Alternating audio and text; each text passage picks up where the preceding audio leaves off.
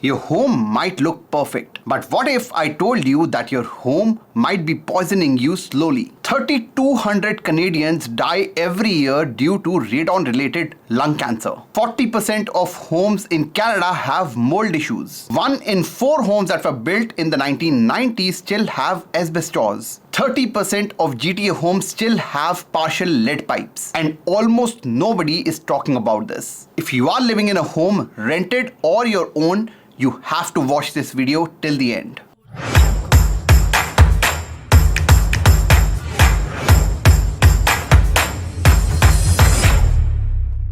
My mission is simple. I want to retire 1 million immigrants with $5 million.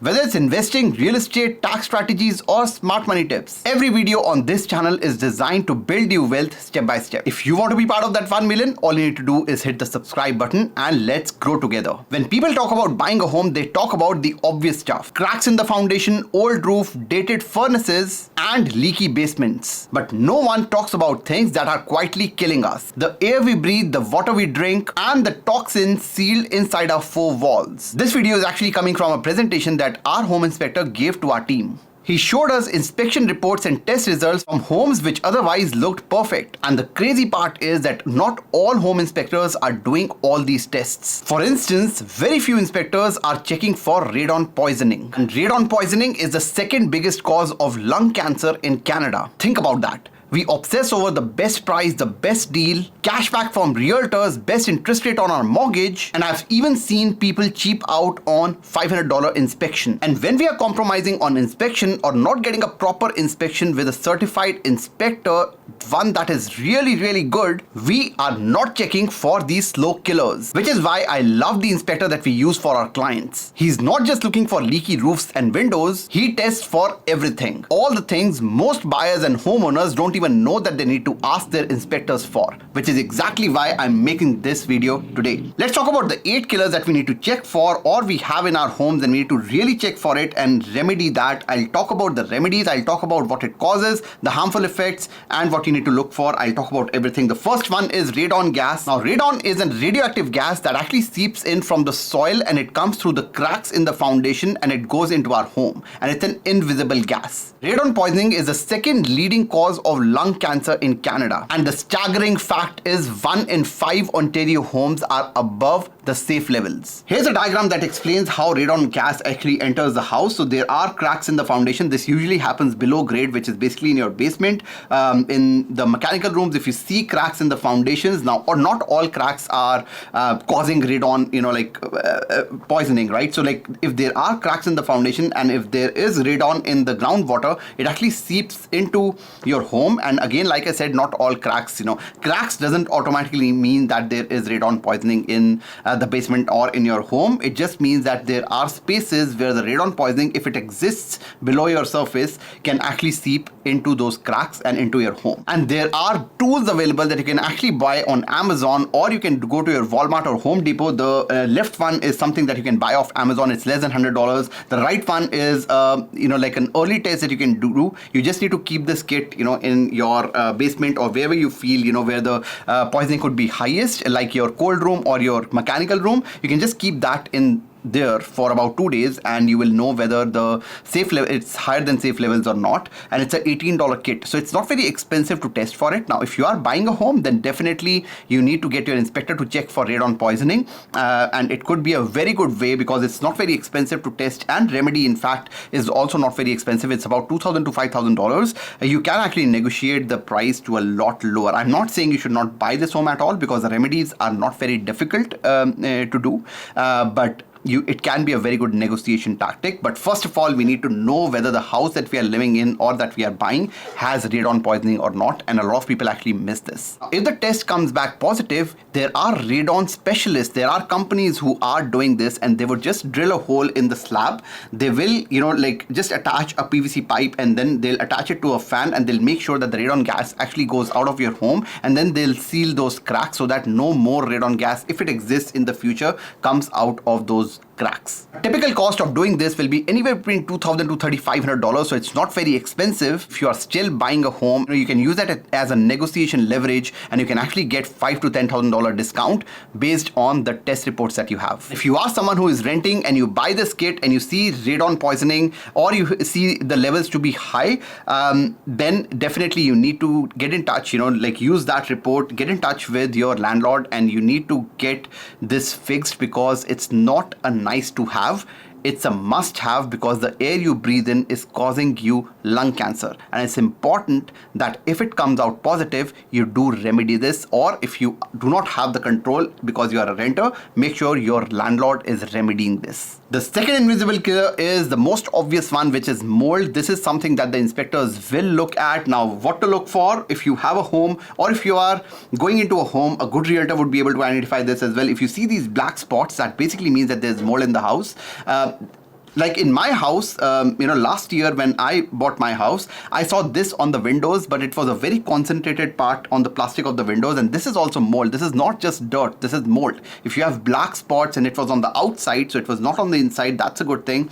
But the inspector would be able to tell you the extent of damage there is. If it's on the outside, it's an easy fix. But if it's in the inside, you need to go really deeper. And sometimes it's in the attic and the entire thing has to be changed. So you need to really pay attention to these black spots in your house, or when you are buying, the inspector needs to look at these black spots and the extent of remedy that is required, because it could cost you a few $100s if it's something on the outside of the window, all the way to $10,000, $15,000 if you have to replace all the wood in the attic. Now, just so you know, living with mold in your house can cause dizziness, it can cause skin irritation, it can cause respiratory problems as well, and it's definitely not good for our lungs. And the remedy for this is not as simple as just cleaning the mold out. You have to, there has to be a source of water that's causing that mold. We need to, like sometimes if it's in the drywall, you actually need to take the drywall off to see what's on the other side. There could be a leaky bathroom that was not fixed properly, and the floor, it got through the floor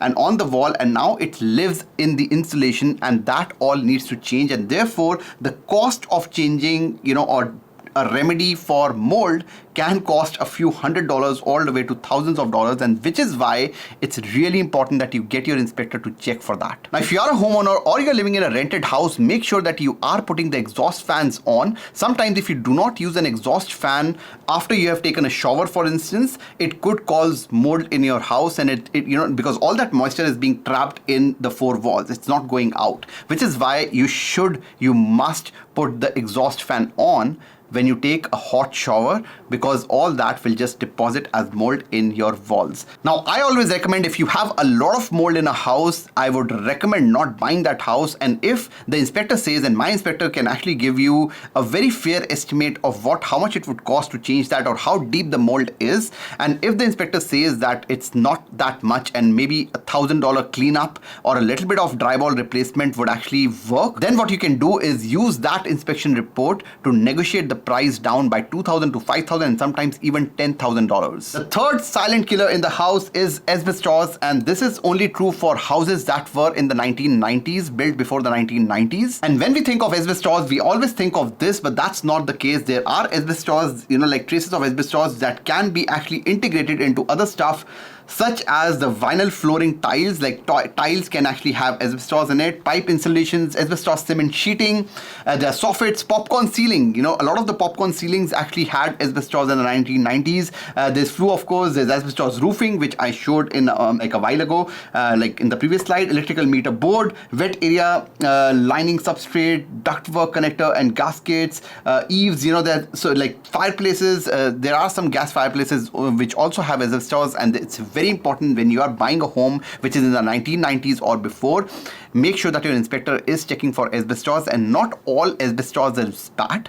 Now, if it's not damaged, sometimes the asbestos is damaged, and at the very minimum, damaged asbestos in the house, that poisoning can cause long-term respiratory diseases. Now, not all asbestos is bad. Now, if during the inspection, the asbestos is actually well sealed in the, let's say there's asbestos in the ceiling, and it's well sealed inside the ceiling and there's no damage to it, then it might not be the worst thing. But if you are already renovating, or if you find that that particular portion is damaged, there are asbestos remedial companies, there are like certified companies who would come, who would isolate, the area which is damaged. They'll remove that, dispose that, and then put in whatever material that they put in right now, which does not have asbestos. But doing all of that can cost you thousands of dollars. It could go up to $30,000 if there's a large portion, let's say, of the ceiling or the floors that need to be changed. And therefore, most of our clients who do find asbestos in their homes, they actually do not go ahead and waive the condition of inspection, and we get a mutual release on the house and we go on with our search. Now again, like I said, this is only if you are buying a home in the 1990s or earlier than that. In newer homes, because of the harmful impacts of or the effects of this, it's not being used anymore. Now, the fourth invisible killer is VOCs, which is volatile organic compound, which is nothing but it is present mostly in the paint.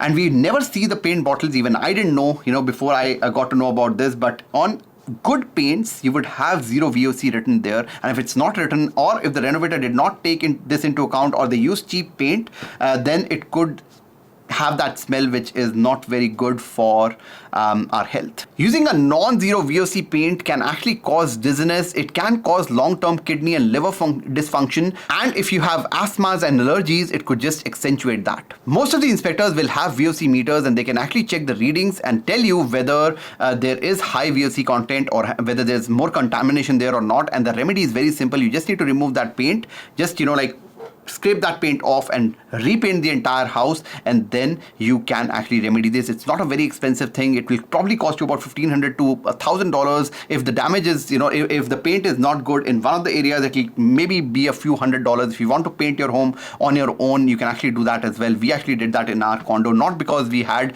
non-zero VOC. We don't know that, but we just painted our home, and it's not very difficult. So it could be less than $1,000 if you are willing to paint your home on your own, or a maximum of $2,500 if you want to repaint the home. I generally prefer that if I'm buying a whole home, I would repaint the home just to make sure that, the paint that I'm using is a 0 VOC paint. The fifth invisible killer is the water service line that's coming from the city, and that sometimes have lead and galvanized pipes, which are not good for our health. Now, water service line right now, if you look at, last 15-20 years, mostly it would be made of copper, or it would be made of a plastic which is called PEX. And because the water line is actually running through your home in the basement, you can't actually see that. This is how a lead pipe would look like. It's very difficult. This is what a galvanized iron pipe would look like. It will rust like that, and these are not great. And all these things, when mixed with our water that we are drinking, they're not good for our health. It can cause brain and nervous damage. Galvanized pipes rust very easily, and that, when mixed with the water that we drink, can cause poisoning. Now, a good inspector can actually test for this. They have a meter where they can check for water poisoning. They can also go into the basement and do some visual pipe inspection to see whether the pipes that are being, at least the pipes which are visible, they are not galvanized iron and they are copper, or they are, the newer material which is plastic, which is PEX. And if rare occasions, if nothing works, you can always call the city or a municipality to check whether the service lines that you have, the water lines that you have, contain lead or not. Now, if you are living in a home, let's say you are living in a rented home and you cannot actually change anything, you can ask the landlord to do it. Or what you can do is you can actually use certified filters and don't drink the water, off the pipes, because it could contain lead. Or if you are living in a home or planning to buy a home, you can always change the pipes. It could cost anywhere between $5,000 to $15,000. It could go higher depending on the extent of lead being used. You can also call your city and see when they are planning to change the lead pipes. They might even change. I don't know. That's something that I'm guessing, because it comes from the city. There is a chance that they could change, but they'll not change the piping in your home. So if the water pipes inside your home are also contain lead, or they are galvanized iron, there's a case to be made to actually replace those, and it would cost you about $10,000, but it's worth doing it, because at least the water that we are drinking will not be contaminated. Now, the sixth one, which is something that we have encountered a couple of times this year, is Kitec and Poly-B plumbing. These are two types of different types of plumbing. Now, this is not a hazard in the way of like just having that is not hazardous to us. It's not causing any water contamination. However, these pipes are structurally weak and therefore it actually breaks and causes mold if it leaks. Now, this is how a Poly-B plumbing would look like. It would normally happen in years between 1978 to 1995. If you have a build in between that, if you're living in a home, rented or you bought it, make sure that you look for these, like these kind of pipes with this kind of, it's I think aluminium coating, and it reacts really badly with chlorine, becomes brittle and cracks and leaks. It could cause mold. This is how Kitec plumbing, it's very easy to find out. If you go under your sink, you will see like these orange pipes, and if you see these orange pipes, that basically means that you have Kitec plumbing in your home. And again, aluminum layer corrodes, so this aluminum layer actually corrodes. Pipe burst under pressure or hot water, and they are very prevalent in early 2000s. They actually are in some of the condos as well. There are certain condo buildings that have that. So if you're buying a condo, make sure that you actually look, if it's an old condo, make sure that you look under the sink to see if it has Kitec plumbing or not. And this client actually got a $25,000 discount because we found out Kitec plumbing during our inspection. So they got the home at an even cheaper price just because there was Kitec plumbing there, and they replaced the entire thing for $14,000. Insurance is a headache for these kind of plumbings because not all insurances will insure this, or the insurance quotes will be very high. If you are in a position where you are buying something with Kitec plumbing and you change it later, make sure you get an insurance from Square One. After like searching for different insurance quotes, Square One was the most reasonable and they are okay with these kinds of plumbings. So just something to think about. But yeah, you can use it for negotiations, or if you're a first-time home buyer, just avoid these kind of plumbings because eventually you will have to change that or they'll break and cause mold in your home. Coming to the seventh one, which is a wiring hazard. If you have aluminum wires or knob and tube, T&Cs knob and tube wiring, this is how it looks like. The aluminum wire, usually you have copper wires right now, but earlier it was aluminum wiring, and it is a massive fire hazard. That's the biggest one here. This is how the aluminum wire, usually, these wires are actually like insulated, right? So, but if it would say aluminum with ground, if you look at the wiring, and if it's copper, it would say copper with ground. And this is what a knob and tube, it's hard to miss. Knob and tube is very hard to miss. This is how it looks like. You'll see the whites, here, this is the tube, this is the knob, and then there's the wire. It's very, very hard to miss. You can go into the basement, look at the mechanical room. It'll be very, very visible if it's knob and tube. It's usually in homes which are in the mid 1950s to 1960s, 70s. Usually people do change this because it's a fire hazard. And if you have something like this in your home, or if you're living in a rented home with something like this, make sure that you are very careful because they can cause fire pretty quickly. Now, if you have knob and tube wiring, definitely get it changed completely. It will cost you about $8,000 to $25,000 depending on how big the home is and whether it's only in the panel or the entire wiring needs to be changed. Or also, it depends on the extent of renovations because, the walls have to be pulled and the wiring has to be changed in that. So it's very expensive to do that. So therefore, if you are buying a home with knob and tube, just don't buy. Or just make sure that you get a really good deal so that you are able to change the entire wiring. But if you have aluminum wiring, it can be a little bit easier because you can do something called as pigtailing, where you can, do a mix of copper and aluminum. I'm not an expert electrician here, but it could cost you about $2,000 to $5,000. So aluminum wiring is still easier to remedy, but knob and tube is absolutely very expensive, and it's, in my books, is a complete no-no for my clients. Now, another thing that I would recommend, if you have some bit of aluminum in your home, or even not, even in my home where it's all copper wiring, I have installed something like this. It's a carbon monoxide detector, because most of the times, it starts with carbon monoxide, filling the room, and then it causes a fire. I have this detector, which is a smoke detector and a carbon monoxide alarm, and usually you would have all those smoke detectors in your home, but I've actually installed this in my mechanical room where I have the most risk of a leak. And I've just installed this in my basement at 3 different locations, and it just gives me peace of mind. So you can buy this off. I think it's $20-30 per device, and it's very cheap. And I just like it, in areas where it's high risk of fire. Just something to know, not necessarily for people who have aluminum or knob and tube in their homes, but also if you have copper wiring, just install these in places where you don't see a fire alarm as evident. I don't think I have a fire alarm. I have a fire alarm just outside my mechanical room, so that should be sufficient, but I have just installed this just for peace of mind. When you know about all of these things, you just get extremely careful, and it's a $20 fix, so why not, right? So the eighth one is air systems and circulation. This is something that you would not know if you are renting, but if you are buying a home, it's extremely important. This is what an air duct should look like on the right, and this is what it looks like if you don't clean it for 2 or 3 years, or if you have pets, and if you have, if your HVAC is used a lot. This is what, this is how much dust it can accumulate. This is, like the vents in your home. If they are dirty, that basically means that it's not just the dirt is not just outside but also inside. I always recommend all my clients, when they buy a home, they do a full duct cleaning. It costs you about $600 to do it.